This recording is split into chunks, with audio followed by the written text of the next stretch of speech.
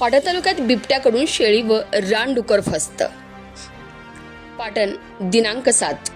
पाटण तालुक्यात शेतकऱ्यांचे पशुधन धोक्यात आले असून बिबट्याकडून पाळीव प्राण्यांवर वारंवार हल्ले होत असतानाच शेतकऱ्यांच्या आर्थिक जीवनावर वन्य प्राण्यांकडून घाला घातला जात आहे. मात्र इथे विरोधाभास असा की वन विभाग सुस्त बसला आहे. नमस्कार, मी संतोषी जगदाळे आणि आपण पाहत आहात सतर्क इंडिया न्यूज. शनिवार दिनांक 7 रोजी पाटण तालुक्यातील मोरणा भागातील पाचगणी येथे बिबट्याने दुपारी एका शेळीचा फडशा पाडला. त्यामध्ये ही शेळी मृत झाली असून तर घेरादातेगड येथे बिबट्याच्या हल्ल्यात रानडुकर ठार झाले. त्यामुळे शेतकऱ्यांमधून भीतीचे वातावरण निर्माण होत आहे. आणि याबाबत सविस्तर वृत्तांत असा की पाचगणी येथील शेतकरी बबन रंगू एडगे हे शनिवारी दिवसभर घराच्या मागच्या बाजूला शेतात शेळी चारण्यासाठी गेले होते.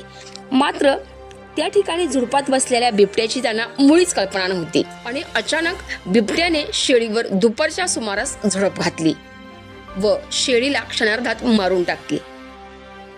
ही घटना बबन यांनी पाहिली असताना तात्काळ त्यांनी वन विभागाला कळवली आणि यावेळी वन कर्मचारी यशवंत मानसोडे, वनरक्षक विशाल वाघमारे यांनी घटनास्थळी जाऊन मृत शेळीचा पंचनामा केला. तर घेरादातेगड येथे पहाटेच्या सुमारास बिबट्याने रानडुकरास ठार केल्याची घटना देखील उघडकीस आली.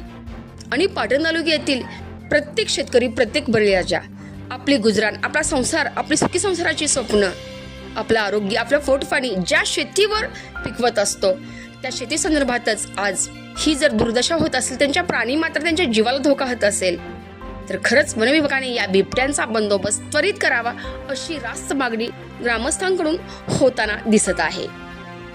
आणि या संपूर्ण महत्त्वपूर्ण अपडेटसाठी सतर्क इंडिया न्यूज पाटण तालुका विभाग प्रतिनिधी नितीन खडमोडेसह संतोषी जगदाळे, सतर्क इंडिया न्यूज, पाचगणी, पाटण.